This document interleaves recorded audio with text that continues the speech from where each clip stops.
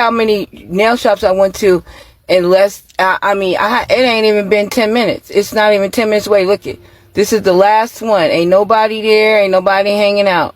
And shout out to all the black folks that's standing on business when it comes to this boycott, because every Asian store that I passed by today was either completely empty or totally closed. So shout out to y'all for actually using this opportunity to stand on business. So black people decided to boycott Asian businesses, and now it has started taking effect. So many Asian businesses are empty now. They are very empty, and it's sad, but I don't know what you think about it. And also, I have an Asian man who is basically giving the Asian people or Asian Americans history about what black Americans have actually done for the Asian community in America. I don't want to talk much. Don't forget to like, don't forget to subscribe. You don't lose anything by liking. Just give the video a thumbs up. Comment whatever you think, like, and subscribe.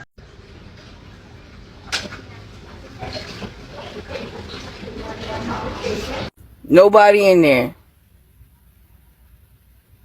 But the gag is, look how many nail shops I went to in less, it ain't even been 10 minutes. It's not even 10 minutes away. Look it.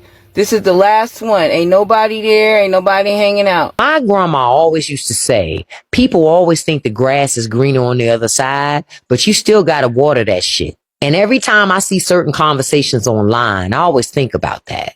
I'm seeing some folks say black people shouldn't be boycotting Asian businesses. Y'all gonna see what happened to y'all. And I'm like, what happened to y'all? What happened to us? What happened to y'all? That's the part that always kind of gets me, right? If black people don't matter, if the black dollar ain't valuable, if black people are doing too much, then stop taking our money. It's really that simple. Go on and get all them other dollars. Open your stores exclusively in communities where you feel like people don't complain, don't protest, and they don't speak up. Since we're such a burden, go and see how much it works out for you. The irony is black people have spent generations fighting for equality, not just for black people, but for everybody. And now a lot of people that benefited from the fight that black people did, they want to say, just be quiet and shut up. But if it wasn't for us, they'd be no you. And now some of the people who benefited from black folks opening those doors act like black people don't bring nothing to the table. And that's why I don't get offended anymore.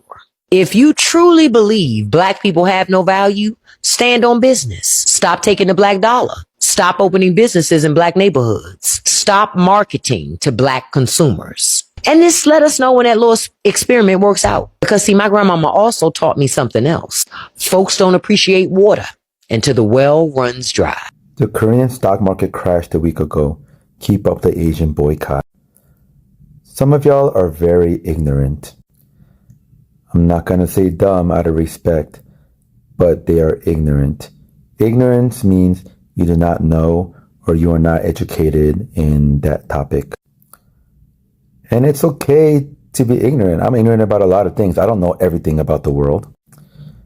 But as much as people can see on the news that the Korean stock market crashed, you should be able to Google it real quick to see why it crashed.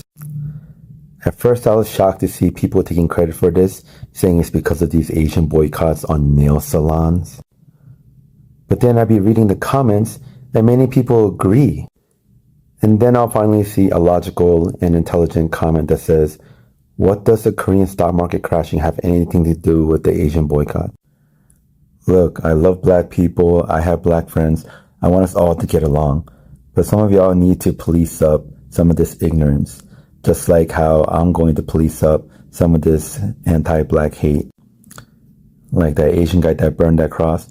No, that is not okay. And he should be prosecuted to the fullest extent of the law. This is why when y'all say black people can't come together, I just shut my mouth because y'all are showing out on this Asian boycott. Saturday, June the 6th, empty. Nail salons, empty. Y'all are showing out. Now, if you recall, he's the one that told us that we couldn't survive without any Asian-owned, stores in our community, and told us if we did a boycott, he would take away the laundry mats, right? They would not have laundry mats for us as if we don't own washers and dryers in 2026. Now, some of you actually seem to be surprised at the Asian community, some of them anyway, that are really thinking that we're ignorant and too ignorant to have our own. guys, don't forget about 2023. Do y'all remember in 2023 when they ended affirmative action? And that was in part to the Asian community.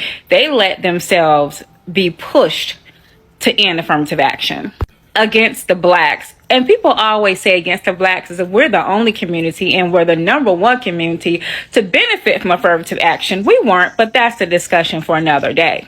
So in case you didn't know, the Asian American Coalition for Education, along with 60 other Asian American groups, got together and filed several civil rights law complaints against Harvard, okay? And they supported students for fair admissions. Now, if students for fair admissions sound familiar, that's because they are the ones who filed these lawsuits that went to the Supreme Court.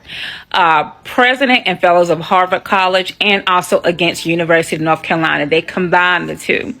They said that they felt it was so unjust. They were expected to perform higher to get into Ivy League colleges. And that's not the case for everyone, i.e. black people. They decided to do it in groups so that no one could pick out a specific Asian American to target. But the fact that there were 60 different groups along with the Asian American Coalition for Education speaks volumes. Now, once affirmative action ended, do you think there was a big surge of acceptance into Ivy League colleges for Asian Americans? No poochie pies. According to the Manhattan Institute, there was a 2% increase across the board of Asian Americans being accepted into Ivy League schools. However, there was a decline in blacks and Hispanic enrollment. Like other communities, Asian communities seem to forget that they benefit from all the hard work that the black community has done. And that's okay if you forget. We don't have to remind you because, baby, we just keep doing what we do, which is us. So I'm proud of all you guys standing in solidarity because they're basically calling us stupid as hell, and we're not. Leave me a comment. Bye, y'all. Bye. I love when the black community says, let's boycott Asian businesses. Please do. We'll get rid of the Chinese takeout, the dry cleaners, the laundromat.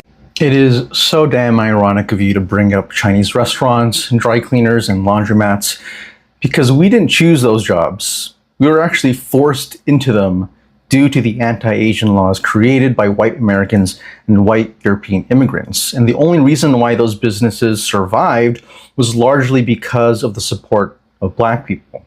But a lot of you bootlickers don't know your history. And for that, I'm gonna have to take you to school. Domain expansion. Infinite TED Talk. What's up, everyone? My name is Rainier, and this is the true history of boycotting Asian businesses. You see, before Chinese restaurants and gas stations and beauty supply stores, the first Chinese migrants were actually in America in the 1800s during the California Gold Rush, and then to build the Transcontinental Railroad across the West Coast. But when the gold ran out and the final train tracks were laid, the American economy fell into a depression, and poor white Americans and European immigrants started to feel threatened by Chinese labor. And so what do? They joined anti-coolie clubs, and they advocated for anti-coolie laws that would limit the opportunities of Chinese laborers and tax anybody who hired Chinese workers. The racism was so bad that Chinese people were hunted down in their neighborhoods, beaten up by mobs of white men, or just straight up lynched in the streets. This violence is a big reason why Chinatowns were created in the first place. They are ghettos. They are safe spaces where Chinese people could set up shop and live together. But because of these anti-coolie laws, the only businesses that they could set up and get financing for were restaurants, grocery stores, and laundromats. Quick side note, so you should definitely watch the Warrior series because it's based on the writings of Bruce Lee, and it's set in the 1870s during all this anti-Asian racism. But even though black people were fighting their own freedoms at the time, they still took the initiative to speak up for Asians. And in 1869, the great Frederick Douglass gave the Composite Nation speech where he said, "Let the Chinaman come. He will help to augment the national wealth. He will help to develop our boundless resources. He will help to pay off our national debt. He will help to lighten the burden of our national taxation. He will give us the benefit of his skill as a manufacturer and as a tiller of the soil in which he is unsurpassed. Then in 1871 in Los Angeles, a mob of 500 white men robbed Chinese businesses and killed 19 Chinese immigrants. Hatred was so commonplace that companies would release advertisements to sell their laundry products using anti-Chinese racism. And then decades later, when the Hoover Company needed to sell washing machines, they published this ad over here depicting Chinese laundromat workers being displaced by automation. Now, if you watched Sinners, you probably remember the two Asian characters over here who ran a grocery store. And a lot of people were kind of confused why they were included, but that's because many Asians who left the West Coast due to a lack of work and racism, they fled to the South to work on sugar and cotton plantations. Many of those same Asians set up grocery stores in those black neighborhoods, which means black people were speaking up for Asians on the West Coast and putting dollars into our businesses in the American South. Fast forward to the 1980s when Vincent Chin was bludgeoned to death with a baseball bat by two white men who thought that Vincent was Japanese. Ronald Ebens and Michael Nitz recently lost their job at the Chrysler factory, and they blamed the Japanese car market for destroying the American automotive industry, and so they killed Vincent Chin. And when the Asian community needed to seek justice, who showed up for us? Jesse Jackson. I could honestly keep going, but I'm going to end on this note. If you know the Disney movie, The Jungle Book, then you know the author of the original book, Rudyard Kipling. But what you might not know is that Rudyard also infamously created the poem, The White Man's Burden, which symbolizes the pain and the struggle of being a white man who is responsible for carrying African, Asian, Latino, and indigenous people out of the jungles of barbarism into the promised land of civilization. But for a lot of you bootlickers, you seem to think that just because you're in another basket that you're better than black folks, even though we've worked on the same plantations and we've been lynched by the same angry mobs. You're trying so hard to get invited to the picnic, even though history has proven that we'll never truly be accepted by them. And in fact, history shows us the opposite. History has shown us that even though black people have no reason to invite us to the cookout, for well over a century, they have still had the heart to save us a plate. So to all you ungrateful Asian bootlickers out there crying about black people boycotting Asian businesses, just know that this protest doesn't come from nowhere. It came from over 100 years of showing love to Asian people and not receiving that same love and support in return. And goddamn, I think it's time that we need to return the favor. Asian man that came on TikTok talking about how black people can go ahead and boycott their businesses, whether it's beauty supply stores and nail salons, and how they can just go over to the white neighborhoods and get money from them. Okay, then go do that. Because if it was so easy for you to be in those neighborhoods, then why weren't you over there to begin with?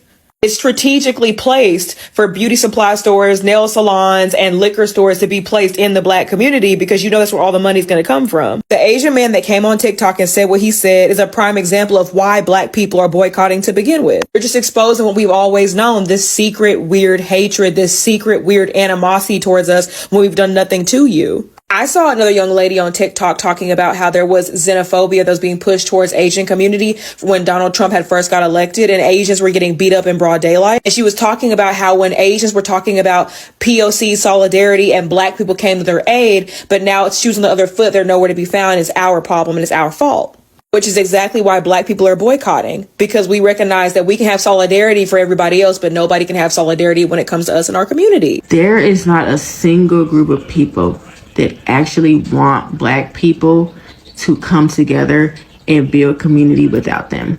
You could see history shows that they act like they don't want us around, but get mad when we thrive together without them. You could just tell from, what was it, a couple weeks ago when Naomi did the tennis dinner with all the black tennis players, and that was such a topic of conversation as if she needed to explain why she did that, because they need to be included.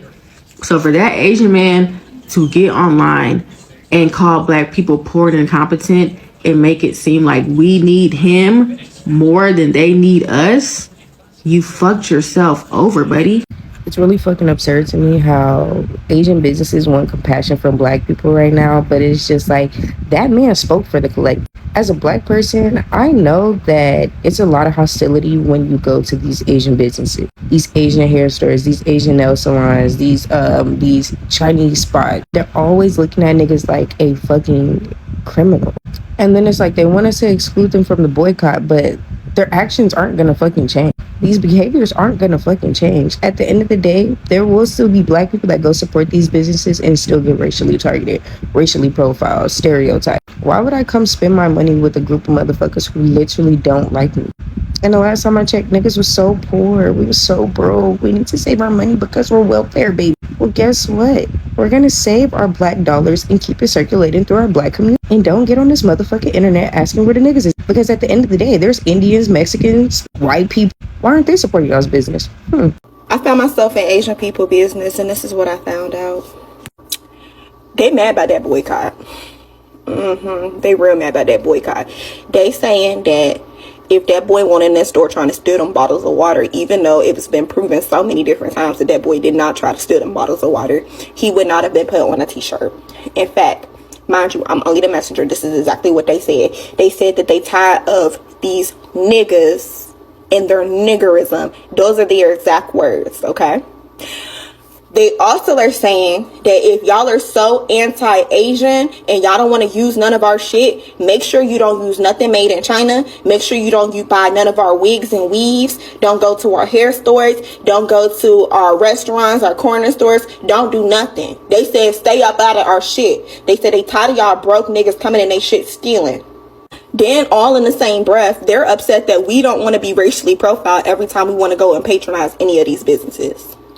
Yeah, they're saying that we're playing the Asian hate card, although when we're going in these same Asian businesses that are in our communities, we're being followed around. You know, we're being accused of stealing. You know, y'all are trying to enforce these strict ass rules on the people that are quote unquote supposed to be patronizing your business.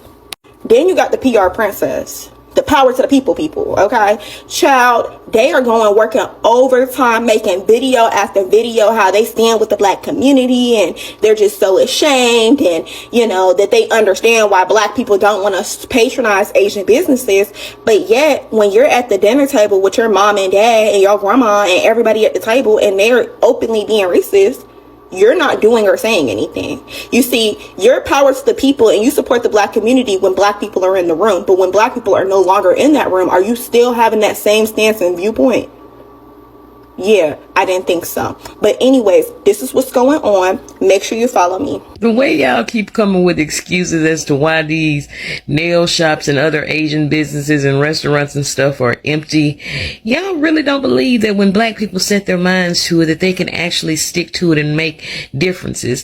But then again, yes, y'all do. It's why y'all try so hard to convince us, like white supremacists have always done for so many years, that it doesn't matter when we unify, when clearly it does.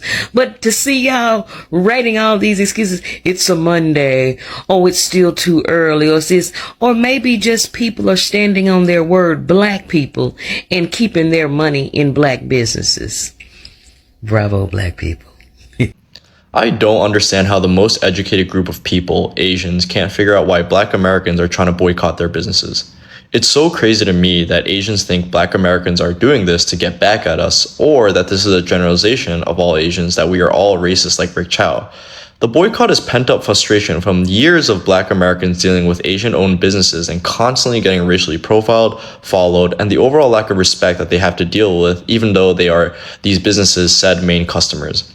Mind you, Asians that own said businesses in predominantly black neighborhoods extract that money and go take it back to their own communities. So black Americans are collectively trying to say, if you're going to come in here and take our money and leave, the very least you can do is treat us like a normal human being and not assume that every black person that walks in the door in a black neighborhood is a criminal. Seems pretty reasonable to me. Morning, peeps. I just wanted to come in real quick to clarify a few things regarding the blackout. Some are calling it the blackout, some are calling it the boycott.